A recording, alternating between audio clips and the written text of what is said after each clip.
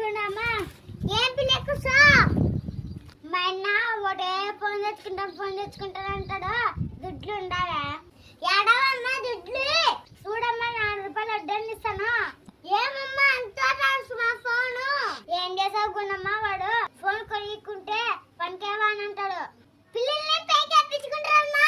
ఏం చేసావని మా ఇంట్లో పెద్ద కదా దుడ్లే ఓన్ పాప 5 రూపాయలు వడ్డని ఇస్తానులేమ్మా. దుడ్లు 6 రూపాయలు వడ్డిస్తానులేమ్మా తల్లి. ఎంత కావాలమ్మా? 10,000 గుండమ్మా. అంత ఫోను 20,000 అంటమ్మా ఫోను. నీకేం మారమ్మా చెప్పలే. ఏం చేసాం మరి మా అన్న పెద్ద కథ కాపిలే. 20,000 సంపాదించాలంటే ఎన్నదు వాళ్ళ మేను కూలి. ఏం చేసామమ్మా అంతా సాలేదా? ఈ మగ పిల్లలంతా సాలే తప్పిలే.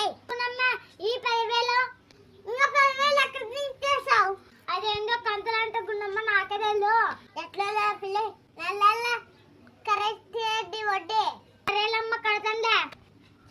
ఈ దుడ్లు ఎంతో కష్టపడింది. నీకే పిల్ల చెప్పేది అసంగా కట్టలుడి. సరేలమ్మ కడతంలే. ఈ గుండమ్మ ఎంతో కష్టపడి పొలం పని చేసి ఎండకి వానకి కష్టపడి పని చేసి వచ్చిన దుడ్లు పాపాయి సంగటి వడ్డీ గంటు తీసుకున్నప్పుడు ఎంతో సంతోషము. అప్పుడు కూడా అంతే సంతోషమే. ఎలా సరేల గుండమ్మ సేపు తీసుకో పిల్లే జాగ్రత్తగా కట్టలుడి. కడతానులేమ్మా కట్టేసి వస్తానులే.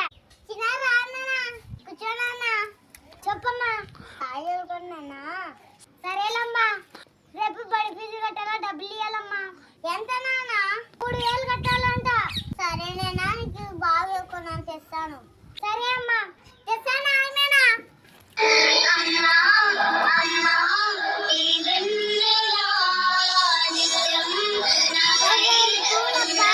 చూడప్పా ఎంతో కష్టపడుతున్నాను నీకోసం. నువ్వు బాగా చదువుకుంటే రేపు నీ భవిష్యత్తు బాగుంటది. సరేనా? సరే అమ్మా బాగా చదువుకుంటా. డబ్బులు జాగ్రత్తనా. నేను 10 రోజులు కూలి పోయినాను. రోజు 300 పొద్దు నుంచి సాయం వరకు చేసిన కష్టపడాను. దాని ఫలితంగా బాగా చదువుకొని గొప్పవాడు కాయినానా. సరే అమ్మా. ఒలే మామా ఈరోజు 3,000 దగ్గర ఇచ్చుకున్నా. ఫుల్ పార్టీరా వస్తున్నామమ్మా. 2 కేజీలు చికెన్ కూడా మరసు మామా. నేను వేయి ముందు చేస్తా. అందరు తొందర మామా. నా కొడుకు బాగా చదువుకున్నా. నేను ఎంత కష్టపడినా నా కొడుకు కోసమే. నా కొడుకు చదవాలి, గొప్పవాడు కావాలి. నా కష్టము నా కొడుకు కొద్దు. ఎందుకే చేయలేడు మా బాబు. గుణమ్మా కొలుపు తీసే టైం అయితే రానమ్మా. పోతానప్ప కొడుకుకి. అమ్మ నాన్న కష్టపడతారు. వాళ్ళు